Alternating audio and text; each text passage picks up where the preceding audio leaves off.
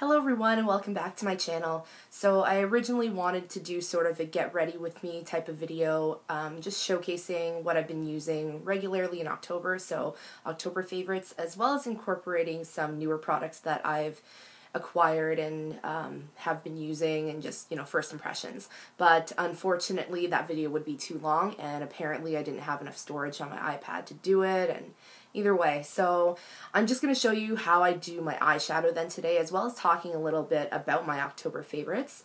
And like I've mentioned in the past, I'm not a makeup artist, so I'm sure a lot of people are going to be saying like, you're doing it wrong, but like I said, disclaimer, I'm not a makeup artist, so this just works for me and my eye shape. So if you're interested to see what I'm going to do using the Lorac Mega Pro palette, then keep watching. So because I didn't really want this video to be super long, I've already started with my base, so I'm going to be moving on to eyeshadow. So before I do that, I always use these little Velcro bows. These are from the Hello Kitty collection from, I believe it was last year, that was available at Sephora. And I really like these because they basically just hold your hair back without leaving any crimping or weird shapes or dents in your hair. So that's why I use them. So like I said, I've already done the base. So I started off with the Hourglass Veil Mineral Primer, and I've been using this as a sample before anyway, and I recently picked up the full size. So I just use this as a primer. I then followed up with my Chanel Perfection Lumiere Velvet, and I wear this in 40 Beige. And I've been wearing this every single day over the last month, so I love this product. I love that it's completely mattifying, but it doesn't make your face look dull, which is good because it is Chanel, so from a higher luxury brand you would expect a little bit, you would expect the quality to go with it. I then used my Bobbi Brown Corrector, which I've been using for quite some time now. I would say probably almost a year, if not longer. So the Bobbi Brown Corrector, a lot of people know about this. I use it in light peach, and there's the color. So this color actually has a little bit of a salmon tone to it, and it's really great for under the eyes because it corrects the darkness that may be there due to fatigue or just genetics, whatever causes dark circles. And then I used the Bourjois Healthy Mix Concealer, which I've been using again regularly since my collection ran out, or collection 2000 as it used to be called. And this is the medium Radiance shade, so I put that over the corrector and then I blend it all in. And then to set everything, I have been using the Chanel Le Beige Healthy Glow Sheer Powder, and this is in number 20. And I've also put this in my purse makeup bag, so I've just been using it with this little mini Dior kabuki I got, I think from I can't remember what I got it with, but I've been using this on the go as well as just setting like the T-zone. Okay, so moving on to eyes now, and yeah, let's get started with this tutorial, or get ready with me eyeshadow. So the first thing I'm going to be using is the Urban Decay eyeshadow primer potion, and this is in the original. And I'm just going to take this, and I've been using this basically ever since I started wearing eyeshadows and doing makeup, so it's been like 2 years. And then I'm going to do the same thing for the other eye, so nothing too fancy here. It helps the eyeshadow stay on throughout the day. It helps the pigmentation really come out, so then your shadow colors are actually more vibrant. So today I'm going to be using the Lorac Mega Pro palette, and as you've probably seen in my previous videos, if you've been watching, if this is your first time, then hello, welcome. I really love the regular or the original Lorac Pro palette, and so when I saw on Instagram as well as Twitter and Facebook that Lorac was coming out with a Mega Pro for the holidays, I was just like, this is gonna be bad news. I ended up ordering it off of Amazon, and it is huge. So as you can see, it's like the size of my face, and there are 32 shadows, so let's open this up. So much like the other two Pro palettes, there are matte and shimmer shades, and this is generally I would classify this still as more of a neutral palette with some colors in there just to, have a little bit of variety. But I knew that the quality would be great just because Lorac shadows are fantastic. And yeah, I've been using this pretty regularly, but the same few shades over and over again. So today I'm going to be showing you you know, the look that I really, really like, or the eyeshadows that I've been using. So first I'm taking this e.l.f. eyeshadow C brush, and I'm actually just going to be using Smoky Topaz, which is this little bronze kind of sandy color down at the bottom. And I'm just going to pat the brush gently in it just because it's, yeah, it comes off pretty easily, so you don't need a lot. So I'm just going to put this all over the eyelid. So let's get closer so you can see. So it just comes off as a really nice bronze neutral, which, I don't know, I would say is my, I would say is my go-to look when I don't really know what to do.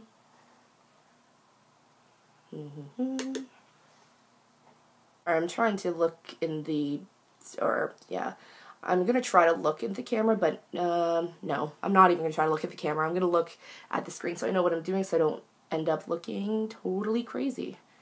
Okay, so there's Smoky Topaz on the lid. Next I'm going to be using this Tokidoki crease brush that I bought a few years back at Sephora when they were having a sale. This came in a set of 3 brushes. So I'm actually going to dip into Fawn, which is right here, as well as Sepia, and this is going to be sort of my crease / transitional color. Now if you have Asian eyelids like I do, you might have the flat eyelids, which means you don't really have a defined crease. So what I've learned is you basically find the top of your eyeball, and basically where it ends and meets the socket, you're just going to use that as sort of the crease. So I'm just using this to blend out any weird edges that seem messy, but also to create a little bit of depth and dimension in the eyes. Here we go. So Fawn, Sepia, tap off the excess, and same thing for the other eye. I'm sweating like crazy because this is making me nervous, and yeah, which is strange because I've been doing this now for a few months, but it still makes me nervous to be in front of the camera or, you know, filming. I have the window open too, so I'm nervous. So bear with my sweatiness. I think you can hear my cat in the background. She's not really happy right now because I'm not letting her in the room because she just tends to chew on things in my room. So as you can see, let's just even it out a little bit. Okay, so crease transition color is all done. I'm going to be taking this Sonia Kashuk, just another eyeshadow brush here, and I'm actually going to be combining vanilla and cashmere as a highlight, just because I find vanilla is a little too stark and cashmere is a little too, I guess, champagne toned, and on my skin it kind of just, it doesn't stand out as much. So I'm going to be taking this brush and putting it in both colors, tap off the excess, brow bone highlight, so just pop this right underneath the brows. Here we go. Okay. And I'm also going to take a little bit of that and put that in the inner corners just to brighten things up a bit. Oh my goodness. Next I'm going to be using the Sigma E30 pencil brush, and I actually recommend this brush to a lot of people who are, you know, working with powder shadows, just because it really helps you get more precise application, and it's a really, really good shape. There's product on it already because I was using it yesterday, and I don't clean my brushes every single day. Yeah, that's just the way it is. So I'm going to be taking this, and I'm going to be using this color called Granite. And I'm just going to be putting this in the outer third of my eye, or I don't really say outer V just because, sorry, just bear with the noise. My cat is currently digging through a box that has tissue paper in it. So I'm going to be taking this, and I'm just popping this right at the outer third, or outer V. I don't know, people say outer V, but I never figured out the actual shape, so I'm just going to, this is just what I do. So I'm using this just to smoke out. Don't worry if it's, you know, if it's looking a little crazy right now. Once I blend it in, you'll see the magic. So I sort of bring it up a little bit just to create a little bit more shape. So again, let's do this side.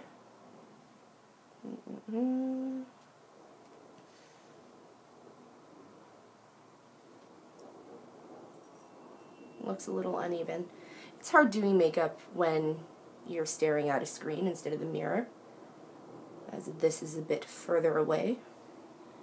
Yeah, I'm going to even this out because it's looking a little weird, so pardon me while I check in the mirror. I'll fix it out by blending. That's the beauty about working with powder shadows, is that if you make any mistakes, you can just basically blend it out until it no longer looks as crazy. So I'm actually going to be using a Sigma E40, I believe. Yes, E40 taper blending brush. I hope I'm not going cross-eyed every time I look at the brush, and if I am, funny, I don't know, funny screen caps are happening, or, oh, don't screen cap, that's odd. Yeah, don't be weird. Anyway, I'm just going to blend this out so that way it doesn't look as intense or as, I don't know, you don't see the lines as prominent, I suppose. I'm having trouble right now just expressing myself and not sounding weird. But let's blend, blend, blend. This is the secret to, you know, putting on eyeshadow well and having it look decent is you blend. And you just keep blending. Yep, there's my cat. Why is she yelling? Yeah, you just keep blending it until it all sort of goes together. So this is sort of a smoky, bronze, neutral look, which is sort of my cup of tea anyway. This is what I usually like doing. So let's just blend, blend, blend. There, okay. We'll clean up that edge a little bit after. But this is basically it for the eyeshadow. Yeah, I'm pretty satisfied with that. Okay. So, next up is eyeliner, and of course my favorite liquid liner is the Kat Von D Tattoo Liner in Trooper. I'm not going to do this on camera just because I really need to be close to the mirror to do this, but, and I'm not really good at teaching anyone how to do, you know, the cat eye or anything, so I'll be right back. So as you can see, there's one eye done. So I usually do sort of a cat eye / winged liner because if I don't do it, as you can see, my eyes sort of droop downward, and I find that it makes me a little bit, or it makes me look a little tired even if I'm well rested. So I like doing this just because it helps bring everything up, and I think it's just, you know, it's a nice little flirtier look for everyday / I don't know, it's just become my thing. So yeah, like I said, I'm not the expert on doing this. I don't know how to do this on other people. I've tried, but yeah, on myself, I basically just start. I'm not going to do this in the camera, but I start from the inside going out, and I just line my lash line first. So I'm going to do that. So there you can see I've created sort of a thicker lash line just from putting the liner on the lash line there. I'll fill it in. So I basically try to follow the angle, which, you know, where my eye ends and where my eyebrow ends, as you can see, like right there. So I sort of try to follow that in terms of where to flick it out, and then I sort of fill in the little triangle. So see, I've sort of created that little triangle or wing, and that's what I'm going to be filling in. That's how I do it. I mean, if you have a better way of doing it, then please share. I'm going to also try to link some videos down below that might actually help you with cat eyes or winged liner if that's something that you're interested in. But like I said, I'm not an expert at this, but this is just what works for me and what works for my eye shape. So now that eyeshadow is all done, I'm going to let the liner dry a little bit for a few minutes. So while I'm letting that happen, I'm taking my my HG Holy Grail eyebrow pencil. This is the Clé de Peau pencil in number 204. And I'm just going to be filling in the brows. And this one is actually almost done, so I'll have to replace the little cartridge soon. So I basically just, there's no rhyme or reason. I'm sure there's people who are going to say, you're supposed to do in this direction and you're supposed to do this, but I kind of just fill them in as needed, and then I use the spoolie to neaten them out. Okay, I can't do this in the screen. Using the mirror over here. So there's one eyebrow basically done. Let's just continue trying to even that out. There we go. Okay. Then I use the spoolie, trying to brush it, and I didn't know this until probably about a year ago, but apparently Asian eyebrows grow in two directions. So the front part will be growing upwards, and then the second part will be growing downward. So kind of strange, random little tidbit of knowledge for you. I think I learned it from, I'm sweating still. I think I learned it from Jen from Head to Toe. So that's something cool to consider. Maybe just correct that, and then I'll spoolie it. As you can see, it's a bit uneven, so let's even that out. Okay, that's relatively decent, I would say. I might try to clean this up a bit after I film this, but I think for the most part it's what I want it to look like. And remember, just like many other things in life, brows are sisters, not twins, so don't get crazy and don't obsess over your brows if they're not completely 100% matching with each other. What I learned from, I think, Zoella or someone else, they say they do this to try to see if their brows are even.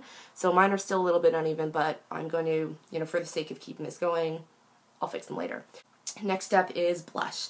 And this was a favorite last month too, and it's the Laura Geller Sugar-Free Baked Blush in Boysenberry. And I like this because, like I've said before, baked formula, it's really natural. So I'm going to be taking this on a Sonia Kashuk.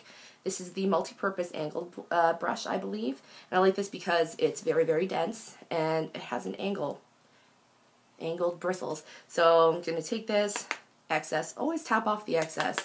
That helps you not look crazy. So I'm just going to put this just at basically where my cheekbone is, but sort of coming in. And I actually learned this technique from Head to Toe. I should probably just link that video down below. And it's her, blush technique as well as her contouring technique. And when you apply your blush from the outside going in, kind of like a triangle, it actually almost works like a contour as well. So that's an easy way to get a little bit more structure in your face. So again, you just take your brush, start from the outside. So here it's the most pigmented and concentrated in color, and then you sort of just dab it and blend it until it gets to the front. So it creates a little bit more of a, contour just with your blush. So I do the same thing on this side. I like humming, apparently. Yeah, humming is just satisfying. So that adds a little bit of color to the face. The next thing I'm going to do is sort of contour again, but with bronzer. And again, I'm using the Park Avenue Princess from Tarte. And this is a matte waterproof bronzer, and this is the one I've hit pan on. So I'm just going to keep using this until it runs out. I did pick up a replacement one recently during my haul. I believe you saw that in my last video. So I'm using the Sonia Kashuk Anniversary, what is this? This is the contouring brush. I can't remember. I mentioned this in my Sonia Kashuk video. So I just take the bronzer on it, and this is just sort of the really quick, almost contouring thing. Just taking the bronzer on this brush, and I'm just going to be doing sort of a contouring technique or way of application. So basically, I find the bottom of my cheekbone, and I just sort of run it across here, and I sort of blend up and down, and then I run it just down the rest of my cheek. I have a really round face, so contouring is important, but I haven't taken any courses or gone to any things or watched any tutorials on how to intensely contour, just because I don't care that much, but a little bit of contouring helps. So again, just underneath the cheekbone, and I'm just going to blend it up and around and bring it down my jawline. Ooh, good, my eyeshadow is or my eyeliner is smudging. So my liner just decided to smudge a bit because my eyes are tearing, so just had to fix that a little bit. So I'll go over that after with shadow. But yeah, so let's contour underneath the chin, and then obviously you have to balance it out. Okay, and then I'm just basically going to be putting it around my face, along my forehead. That's what it's called, the top of the head, forehead. My brain is not working anymore, and I just make sure that I sort of contour around. So that creates a little bit more warmth and really just makes me look more tan than, if I just were to wear a foundation. So I like that. I like this combination. It's really, really great. Apparently Sonia Kashuk will be coming out with this brush separately, so if you can't afford the NARS Ita brush, which is shaped the exact same way, then hold out and wait for this because it is coming. Okay, the last part of the actual face, and I know you're probably going to say, but what about mascara? That'll come after. I like using highlighter. I love highlighting powders, so I'm going to be using the Balm's Mary Luminizer. My cat just sneezed. I'm using the Mary Luminizer, and I'm using the Real Techniques setting brush, and I'm just going to put it into the product, excess, and then just run it at the top of my cheekbone and sort of just pat it in this way. I don't really like putting it on top of the brow bone because I find that'll make me look a lot oilier and greasier, and when you're a combination to oily skin, you don't really need extra shine. So again, this just adds a little bit of, radiance, I guess. It just makes you look a little bit more alive and glowy. Okay, run this down the top of my nose because that actually helps bring a little bit of, height. My nose is flatter, so a little bit of height in the nose is great. And then just a little bit on the Cupid's bow as well, and that just, I don't know why, makes me feel good to do it. So, the last part, the very last part, is actually mascara, and I have to use an eyelash curler just because my lashes point straight down. So this is the Schumer eyelash curler, and this isn't really interesting, but let's see, try to do this on camera. There we go. So curling the lashes is really, really important for me. Oh boy. There. And now I'm going to be using the Lancome Hypnous Drama Waterproof. You can't get this in Canada. I've always had to order this from the Sephora site just because it ships from the States. So I love this one just because it, you know, holds my eyelashes up pretty well and it stays on all day. So I'm just going to take this and try not to poke myself in the eye as I do this. I don't do the whole like open mouth gaping thing to put it on. I think that's sort of weird. I don't think it's necessary. But it is helpful sometimes if you have a mirror that you can actually sort of have, you know, angled up, and that way you can apply it from the root to the tip of your lashes. That helps, you know, evenly distribute. So there's one eye. You know, my lashes aren't super impressive anyway. Alright, so as you can see, mascara is on. This is my entire face. Let's take out the bows, fix up the hair a little bit. I apologize for my, you know, crazy whiny cat meowing through this whole thing, but she likes doing that. Oh, wait a second, lips. I actually want to, I'm going to show this, and I actually wore this for the first time ever yesterday. It's one of the new NARS Audacious lipsticks. And I have this in the color Audrey, and I wore it yesterday and absolutely loved it. So I'm just going to put this on, and what I like about it is that it's really, really creamy. It lasts pretty well throughout the day. I would say even through like snacking at a career fair that I was at yesterday, this stayed on for about, I would say, 4 hours. And then during dinner it started coming off, but it left a little bit of a stain. So I really, really like this color. It's described as a red currant.